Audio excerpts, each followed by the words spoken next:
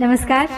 श्रीमद् वाल्मीकि रामायण अखंड पाठ के अंतर्गत आज हम पढ़ने जा रहे हैं सप्ततितमः सर्ग यानी 70वां सर्ग, जहां हमारा आज का कथा वस्तु है राजा जनक का अपने भाई कुशध्वज को सांकाश्या नगरी से बुलवाना, राजा दशरथ के अनुरोध से वशिष्ठ जी का सूर्यवंश का परिचय देते हुए श्री राम और लक्ष्मण के लिए सीता तथा उर्मिला को वरण करना।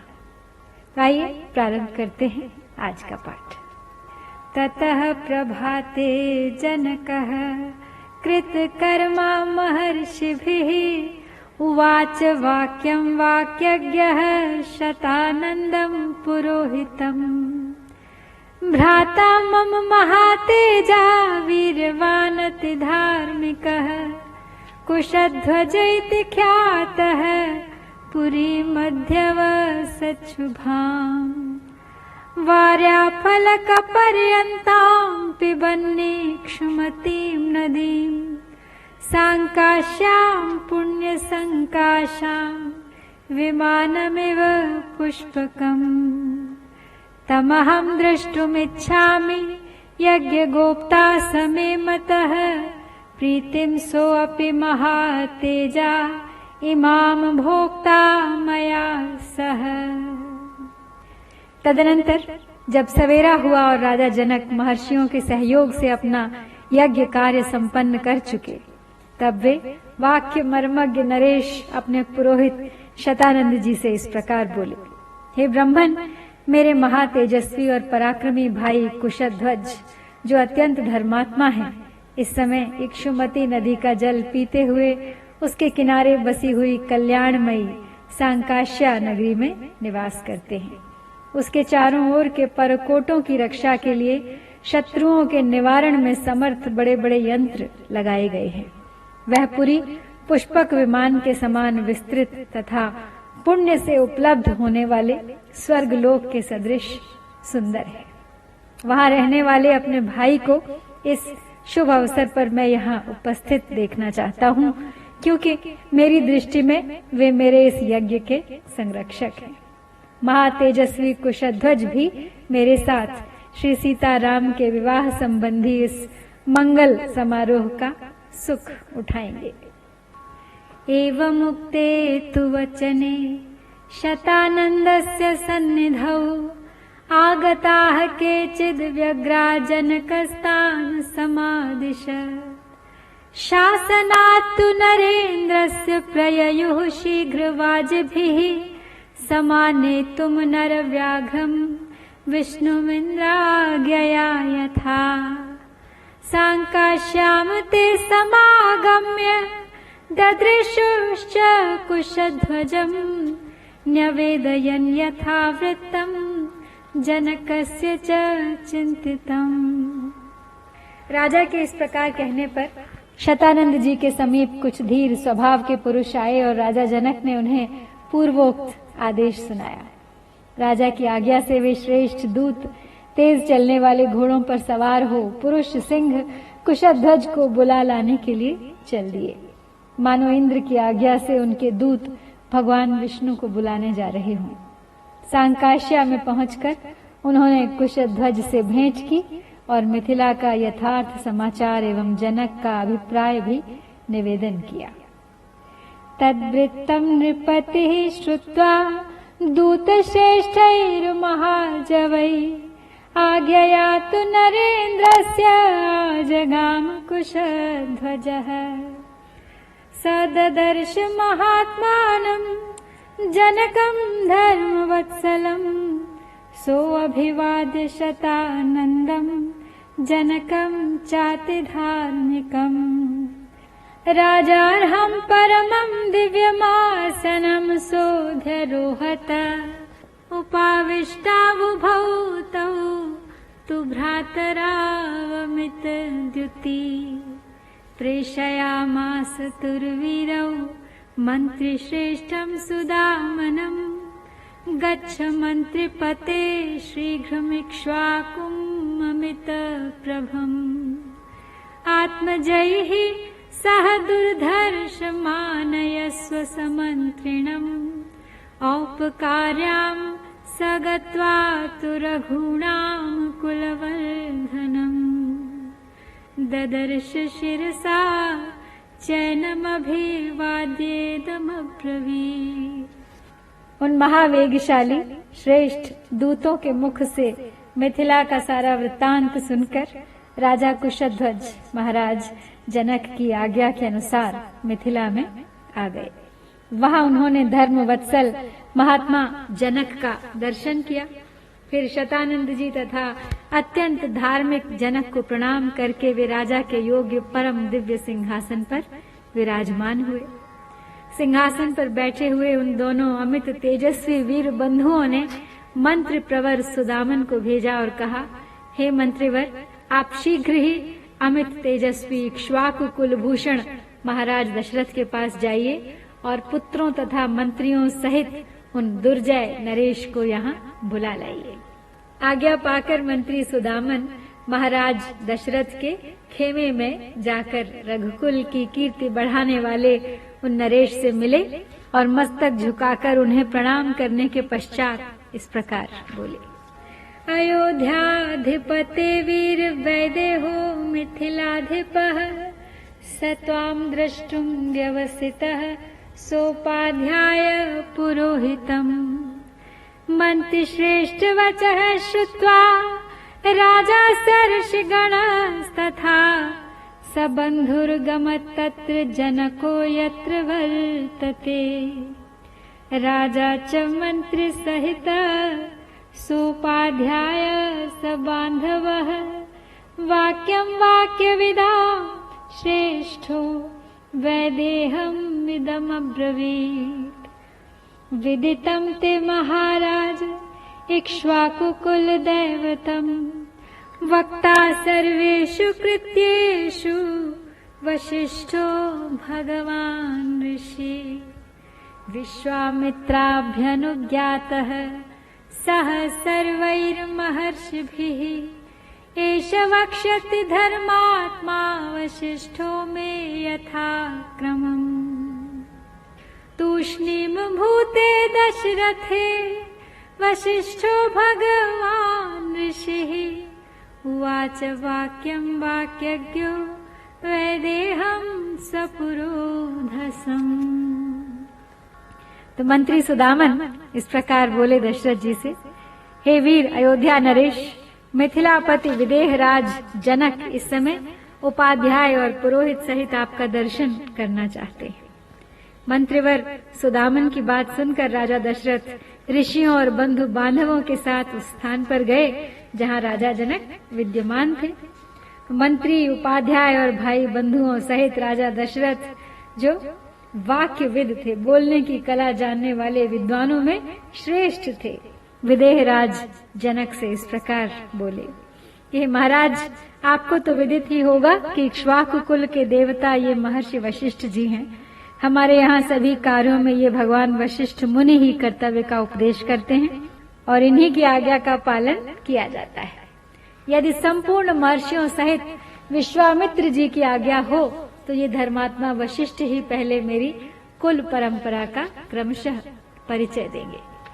तो यूं कहकर जब राजा दशरथ चुप हो गए तब वाक्य वेदता भगवान वशिष्ठ मुनि पुरोहित सहित विदेह राज से इस प्रकार बोले, अव्यक्त प्रभवो ब्रह्मा शाश्वतो नित्य अव्ययः तस्मान् मरीचिः संजज्ञे मरीचेः कश्यपः सुतः विवस्वान् कश्यप पाजज्ञे मनुर्वैवस्वतः स्मृतः मनुः प्रजापतिः पूर्वमिक्ष्वाकुश्च मनोः सुतः तमिक्ष्वाकुमयोध्यायां राजानं विद्धि पूर्वकम् इक्ष्वाकोऽस्तु सुतः श्रीमान् कुक्षिरित्येव विश्रुतः कुक्षिरथात्मजः श्रीमान् विकुक्षिरुत्पद्यत विकुक्षेस्तु महातेजा बाणः पुत्रः प्रतापवान् बाणस्य तु महातेजा अनरण्यः प्रतापवान्। तो जब दशरथ चुप हो गए तो वाक्यवेत्ता वशिष्ठ पुरोहित से बोले, ब्रह्मा जी की उत्पत्ति का कारण अव्यक्त है, ये स्वयंभू हैं, नित्य शाश्वत और अविनाशी हैं। उनसे मरीचि की उत्पत्ति हुई, मरीचि के पुत्र कश्यप हैं, कश्यप से विवस्वान का और विवस्वान से वैवस्वत मनु का जन्म हुआ। मनु पहले प्रजापति थे, उनसे इक्ष्वाकु नामक पुत्र हुआ। उन इक्ष्वाकु को ही आप अयोध्या के प्रथम राजा समझें। इक्ष्वाकु के पुत्र का नाम कुक्षी था, वे बड़े तेजस्वी थे। कुक्षी से विकुक्षी नामक कांतिमान पुत्र का जन्म हुआ। विकुक्षी के पुत्र महातेजस्वी और प्रतापी बाण हुए और बाण के पुत्र का नाम अनरण्य था, वे भी बड़े तेजस्वी और प्रतापी थे। अनरण्यात् पृथुर्जज्ञे त्रिशंको अस्तु पृथोरपि त्रिशंकोरभवत् पुत्रो धुन्धुमारो महायशाः धुन्धुमारान् महातेजा युवनाश्वो महारथः युवनाश्वसुतश्चासीन् मान्धाता पृथिवीपतिः मान्धातुस्तु सुतः श्रीमान् सुसन्धिरुत्पद्यत सुसन्धेरपि पुत्रौ द्वौ ध्रुवसन्धिः प्रसेनजित् यशस्वी ध्रुवसन्धेस्तु भरतो नामतः भरतात्तु महातेजा असितो नाम जायत। तो आगे वंशावली को बढ़ाते हुए कहते हैं, अनरण्य से पृथु और पृथु से त्रिशंकु का जन्म हुआ और त्रिशंकु के पुत्र महायशस्वी धुंधुमार थे। धुंधुमार से महातेजस्वी महारथी युवनाश्व का जन्म हुआ और युवनाश्व के पुत्र हुए मानधाता, जो समस्त भूमंडल के स्वामी थे। मानधाता से सुसंधि नामक कांतिमान पुत्र का जन्म हुआ और सुसंधि के भी आगे दो पुत्र हुए, ध्रुव संधि और प्रसेनजित। ध्रुव संधि से भरत नामक यशस्वी पुत्र का जन्म हुआ और भरत से महातेजस्वी असित की उत्पत्ति हुई। यस्यैते प्रतिराजान् उदपद्यन्त शत्रवः हैहयास्तालजङ्घाश्च शूराश्च शशबिन्दव तांश्च सा प्रतियुध्यन् वै युद्धे राजा प्रवासितः हिमवन्तमुपागम्य भार्याभ्यां सहितस्तदा असितो अल्पबलो राजा कालधर्ममुपेवान् द्वे चास्य भार्ये गर्भिण्यौ बभूव तुरति श्रुतिः एका गर्भ विनाशार्थं सपत्न्यै सगरं ददौ। तो अब राजा असित के साथ है तालजंग और शश बिंदु, इन तीन राजवंशों के लोग शत्रुता रखा करते थे। तो युद्ध में इन तीनों शत्रुओं का सामना करते हुए राजा असित प्रवासी हो गए। वे अपनी दो रानियों के साथ हिमालय पर आकर रहने लगे। राजा असित के पास बहुत थोड़ी सेना शेष रह गई थी। वे हिमालय पर ही मृत्यु को प्राप्त हो गए। उस समय उनकी दोनों रानियां गर्भवती थी, ऐसा सुना गया है। तो उनमें से एक रानी ने अपनी सौत का गर्भ नष्ट करने के लिए उसे विषयुक्त भोजन दे दिया।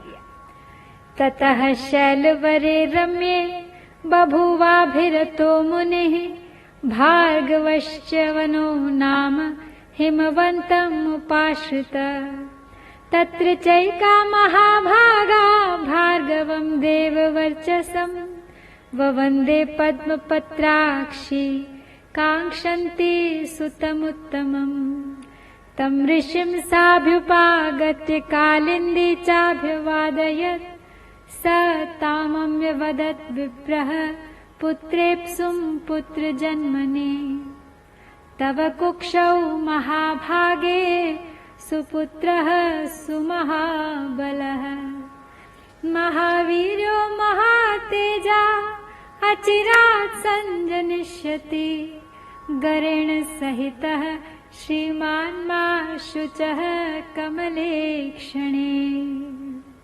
उस समय उस रमणीय एवं श्रेष्ठ पर्वत पर भृगुकुल में उत्पन्न हुए महामुनि च्यवन तपस्या में लगे हुए थे। हिमालय पर ही उनका आश्रम था। उन दोनों रानियों में से एक, जिसे जहर दिया गया था, कालिंदी नाम से प्रसिद्ध थी। तो विकसित कमल दल के समान नेत्रों वाली महाभागा कालिंदी एक उत्तम पुत्र पाने की इच्छा रखती थी।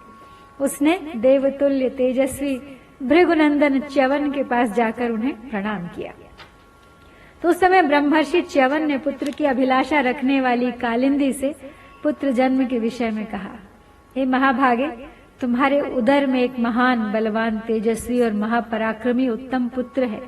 वह कांतिमान बालक है। थोड़े ही दिनों में वो जहर के साथ उत्पन्न होगा। अतः हे कमल लोचने, जहर यानी गर, तो हे कमल लोचने, तुम पुत्र के लिए चिंता न करो।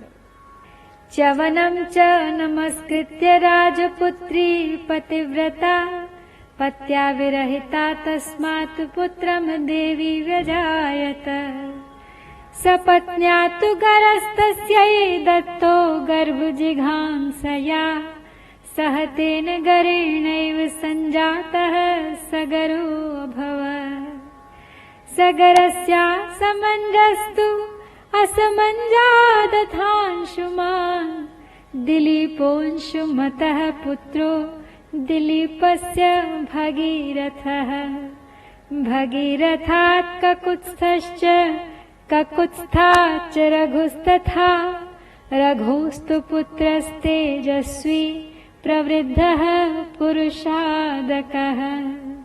कल्माषपादोऽप्यभवत् तस्माज्जातस्तु शङ्खणः सुदर्शनः। शङ्खणस्य अग्निवर्णः सुदर्शना। तो अब वो विधवा राजकुमारी कालिंदी बड़ी पतिव्रता थी। महर्षि च्यवन को नमस्कार करके वह देवी अपने आश्रम पर लौट आई और फिर समय आने पर उसने एक पुत्र को जन्म दिया। उसकी सौत ने उसके गर्भ को नष्ट कर देने के लिए जो विष उसे दिया था, उसके साथ ही उत्पन्न होने के कारण वह राजकुमार सगर नाम से विख्यात हुआ। सगर के पुत्र असमंज और असमंज के पुत्र हुए अंशुमान। अंशुमान के पुत्र दिलीप और दिलीप के पुत्र भागीरथ हुए। भागीरथ से ककुत्स्थ और ककुत्स्थ से रघु का जन्म हुआ और रघु के तेजस्वी पुत्र प्रवृद्ध हुए जो शाप से राक्षस हो गए थे और वे ही कल्माषपाद नाम से भी प्रसिद्ध हुए थे। उनसे शंखण नामक पुत्र का जन्म हुआ और शंखण के पुत्र सुदर्शन और सुदर्शन के पुत्र हुए अग्निवर्ण। शीघ्रगस्त्वग्निवर्णस्य शीघ्रगस्य मरुः सुतः मरोः प्रशुश्रुकस्त्वासीदम्बरीषः प्रशुश्रुकात्। अम्बरीषस्य पुत्रो अभून्नहुषश्च महीपति। नहुषस्य ययातिस्तु नाभागस्तु ययातिजः। नाभागस्य बभूवाज अजात् दशरथो अभवत्। अस्मात् दशरथात् जातौ भ्रातरौ राम लक्ष्मणौ। आदिवंश विशुद्धानां राज्ञां परम धर्मिणाम् इक्ष्वाकुकुल जातानां वीराणां सत्यवादिनां। राम लक्ष्मण योरर्थे त्वत्सुते वरये नृप। सदृशाभ्याम नरश्रेष्ठ सदृशे दातुमर्हसि। तो आगे बढ़ाते हैं वंशावली को। तो अग्निवर्ण के शीघ्रग और शीघ्रग के पुत्र मरु थे। मरु से प्रशुश्रुक और प्रशुश्रुक से अम्बरीश की उत्पत्ति हुई। अम्बरीश के पुत्र राजा नहुष हुए। नहुष के ययाति और ययाति के पुत्र नाभाग थे। नाभाग के पुत्र हुए अज और अज से दशरथ का जन्म हुआ। इन्हीं महाराज दशरथ से ये दोनों भाई श्री राम और लक्ष्मण उत्पन्न हुए हैं। इक्ष्वाकु कुल में उत्पन्न हुए राजाओं का वंश आदिकाल से ही शुद्ध रहा है। ये सब के सब परम धर्मात्मा, वीर और सत्यवादी होते आए हैं। हे नरश्रेष्ठ नरेश्वर, इसी इक्ष्वाकु कुल में उत्पन्न हुए श्री राम और लक्ष्मण के लिए मैं आपकी 2 कन्याओं का वरण करता हूँ। ये आपकी कन्याओं के योग्य हैं और आपकी कन्याएं इनके योग्य हैं, अतः आप इन्हें कन्यादान करें। तो यहाँ इसके साथ ही आज हम सप्ततितमः सर्ग यानी 70वां सर्ग संपूर्ण करते हैं। इत्यार्षे श्रीमद् रामायणे वाल्मीकि आदि काव्ये बालकांडे सप्ततितमः सर्ग। ओम श्री सीता रामचंद्राभ्याम